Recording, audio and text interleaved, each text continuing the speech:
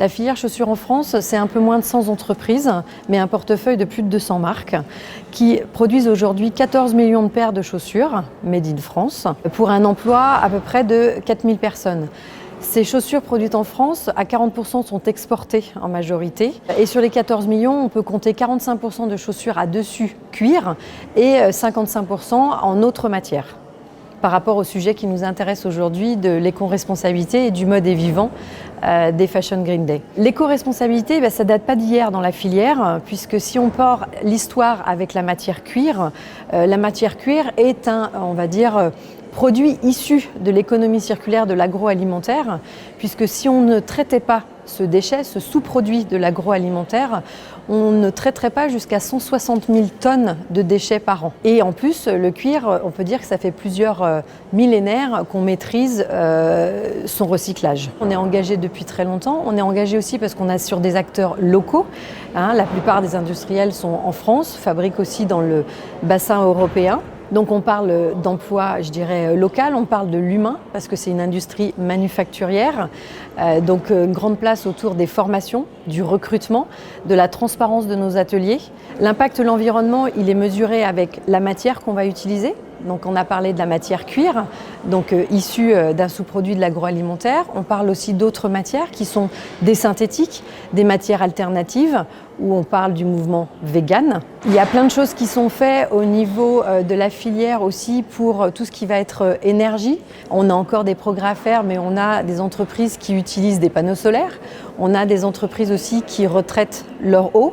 Donc beaucoup de choses sont faites aujourd'hui de l'éco-responsabilité, je dirais, des entreprises et donc du produit. Ce qu'il ne faut pas perdre de vue, c'est qu'on est en France. En France, on a la chance ou la malchance, tout va dépendre d'où on se positionne, d'être dans un cadre très réglementé.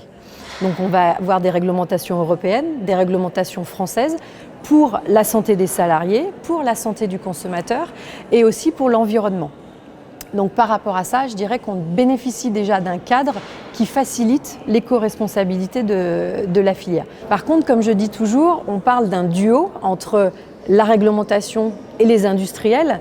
Moi, je rajouterais un trio. Aujourd'hui, il faut qu'on parle du consommateur. Le consommateur est aussi très intéressé et de plus en plus dans ce qu'il achète et dans comment c'est fait. Donc si ce trio fonctionne ensemble, on va arriver à faire, je dirais, de notre filière cuir, filière chaussures ou même filière textile, quelque chose de mieux. On ne peut pas dire qu'aujourd'hui, tout est irréprochable. Je pense que je ne connais personne qui aujourd'hui peut dire que la filière est irréprochable et a même l'intention de le dire. Par contre, on veut avancer. Mais il faut qu'on avance ensemble. Parce que le consommateur, c'est quand même lui qui, en bout de chaîne, fait le choix. Je décide d'acheter ou je décide de ne pas acheter. En France, on consomme plus de 300 millions de paires par an. C'est énorme. C'est énorme. Ça veut dire qu'on est à peu près à un peu moins de 5 paires pour une femme par an, entre 3 et 4 paires pour un homme et entre 5 et 6 paires pour un enfant. En a-t-on vraiment besoin ? Je dirais, là est la question. Donc il faut qu'on s'engage dans une économie qui va vers le consommer peut-être moins pour un consommer mieux. Donc mieux, ça passe dans les achats que je vais faire pour savoir où c'est fabriqué et la réponse que va m'apporter ma marque. Parce qu'avant tout, souvent, on achète un produit, certes, mais on suit une marque. Donc les marques sont responsables et doivent engager leur responsabilité sociétale du producteur pour faire de cette filière quelque chose de plus vertueux pour la suite. Je vous parlais des marques qui sont engagées dans une filière et dans un produit plus responsable. On a pas mal d'exemples. Alors on peut parler de différentes éco-responsabilités. Il y a la chaussure qui dure, la chaussure qui est réparable et on a des exemples en France très bien passés par Weston qui a son programme Vintage, par Paraboot qui peut réparer, par Eichung, par Cécile. Et puis on a aussi des nouveaux acteurs qui aujourd'hui se posent la question, je dirais, je remonte ma chaîne des valeurs et j'essaye de créer mon produit pour qu'il dure, mais en utilisant des produits issus du recyclage ou des produits qui vont être plus faciles à recycler. Et on parle là beaucoup d'éco-conception. Je dirais que les gens comme Weston, comme Paraboot font aussi de l'éco-conception. Mais c'était la chaussure qui doit durer une vie et qui doit être réparée. Aujourd'hui, on sait qu'on a une durée d'utilisation d'une chaussure. On ne parle pas de durée de vie, on parle d'une durée d'utilisation d'une chaussure qui est plus courte. Donc on s'est posé d'autres questions d'éco-conception à utiliser des matières issues de recyclage ou qui seront plus faciles à recycler. On a énormément de nouveaux entrants engagés sur cette éco-responsabilité, sur cette mode économie circulaire. Alors on parlait de Cécile, on parlait de Veja, on peut parler d'Angarde, on peut parler de Bobies, on peut parler de bien d'autres. Si on continue, on a vu le côté marque engagée pour une filière plus durable dans la chaussure, mais on peut parler aussi de la filière qui s'est engagée. Et on a travaillé des actions avec le CTC, avec le CNC, autour d'autodiagnostics qui sont à la libre utilisation des fabricants de chaussures, mais aussi de toute la chaîne du cuir pour faire des tests de leur positionnement RSE. Je voudrais revenir aussi sur le mot RSE, parce que souvent ce mot c'est « ouh là là, qu'est-ce que ça veut dire, qu'est-ce que ça comporte ?» Avant tout, moi j'aimerais dire et qu'on retienne RSE égale bon sens. Et aujourd'hui, énormément d'industriels, énormément de marques font déjà preuve de bon sens. Il y a juste qu'on ne sait pas que c'est éligible à la RSE.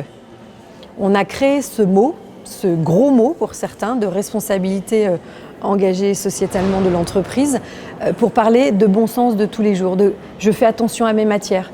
Aujourd'hui, quand on est industriel en France, on source localement. Alors quand je dis localement, c'est la France, même si on a un déficit sur notre écosystème pour la chaussure par exemple, donc on va sourcer de manière européenne. On va utiliser, je dirais, nos employés, c'est nos locaux, c'est des emplois. Voilà, on va avoir ce microcosme qui est quand même très proche. Donc on a une responsabilité engagée sociétalement. Si les marques sont engagées, la filière l'est aussi. Elle développe pour ces entreprises, ces industriels, des outils pour l'aider à s'engager dans des démarches RSE et d'économie circulaire. Donc on avait l'outil de diagnostic RSE qui a été développé avec le CTC, le Centre technique du cuir. On a aussi des émanations du territoire. Par exemple, dans les Pays de Loire, on a fait un dispositif accompagné par le CTC toujours d'une labellisation certification InnoShoe. InnoShoe, c'est pour traiter l'innocuité des produits, pour la sensibilité du consommateur. On va travailler aussi sur des projets de traçabilité au niveau des cuirs, pour savoir, d'où vient la peau de l'animal, comment elle est traitée et comment elle va être utilisée après dans les produits. On est aussi en train de la filière de faire une analyse de bilan carbone pour savoir justement connaître les impacts à tous les niveaux de la chaîne de l'industrie et filière de la chaussure. Alors toujours lié à la réglementation, puisqu'aujourd'hui il y a une loi qui impose aux producteurs, metteurs en marché, de s'occuper de la fin de vie de ces produits, donc de la fin de vie des chaussures. Cette loi, elle demande donc aux producteurs, aux metteurs en marché de l'organiser à travers un éco-organisme qui a été créé pour la filière textile, linge de maison et chaussures, qui s'appelle Refashion, que vous avez peut-être connu anciennement sous le nom d'EcoTLC. Cet éco-organisme est financé par une éco-contribution qui provient des marques, des producteurs, des metteurs en marché qui vendent des chaussures aujourd'hui en France. Chaque fois que vous vendez une chaussure, il y a une partie d'éco-contribution qui est réglée et qui alimente cet organisme pour gérer la collecte, le tri. Alors, une partie du tri va être en vente en seconde main. Aujourd'hui, on estime à peu près 5% du marché en seconde main, mais c'est en grosse croissance, qui va financer aussi du recyclage. Vous avez entendu parler, ça peut partir à l'exportation, c'est la grosse solution aujourd'hui. Il faut qu'on travaille en interne sur qu'est-ce qu'on peut faire de ces chaussures. Donc il y a des solutions aussi à trouver au niveau innovation, R&D, sur le démantèlement. Aujourd'hui, on peut facilement, je vais m'avancer, oui, on va dire facilement, commencer à traiter des semelles, mais il faut aussi qu'on traite des tiges. La tige de la chaussure, c'est le dessus de votre chaussure. Ce dessus, il est composé jusqu'à entre 20 et 30 matériaux différents, qui ont été assemblés ensemble pour jamais se désolidariser. Sinon, on parle de non-durabilité de votre produit. Sauf qu'en fin de vie, on a envie de désassembler facilement ces différentes matières pour pouvoir les recycler, pour pouvoir les réutiliser. Soit en boucle fermée dans la fabrication de chaussures, soit en boucle ouverte vers d'autres destinations. Alors, en boucle fermée, on a des très belles initiatives aujourd'hui dans la filière. Je vais parler du projet Circular Boots de l'entreprise Humo qui traite en fait le PVC. Aujourd'hui, en fait, vous achetez une chaussure, une botte, une bottine en PVC. Vous pouvez, la renvoyer et elle peut être traitée et redevenir en matière PVC et être réutilisée. Là, on parle de boucle même en récupérant d'anciennes chaussures. Mais beaucoup de fabricants, aujourd'hui, vous voyez, sans le savoir, ils font aussi de l'économie circulaire. C'est que leur chute de production de PVC eh ben, ils les réduisent en granules et ils les réutilisent pour faire des nouvelles semelles de chaussons. Donc là, on est déjà dans l'économie circulaire. Sauf qu'aujourd'hui, le consommateur ne le sait pas parce que ce n'est pas à son niveau en fait. C'est simplement la fabrication de la chaussure. Et j'aimerais aussi parler, parce que là on est sur ce côté éco-conception, recyclabilité, mais n'oublions pas qu'avant tout, il faut qu'on travaille en fait sur prolonger la durée de vie de vos produits.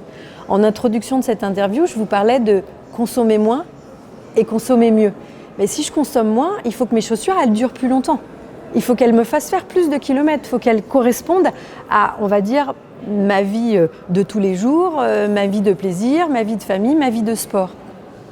Et donc, il faut que j'ai des alternatives pour prolonger cette durée de vie. Donc, soit que la chaussure soit plus durable, soit que je puisse la faire réparer.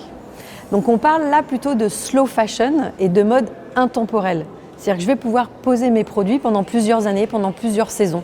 Alors, c'est pas pour ça que j'aurai pas de couleur, c'est pas pour ça que j'aurai pas de fantaisie, mais la chaussure est réfléchie d'une autre manière. Et ça, c'est très important. Et ça va aussi avec un dernier maillon de la filière, parce qu'il y a les matières, il y a les fabricants, il y a les vendeurs de chaussures, mais il y a aussi les réparateurs de chaussures. Vous les connaissez sous le nom de cordonniers.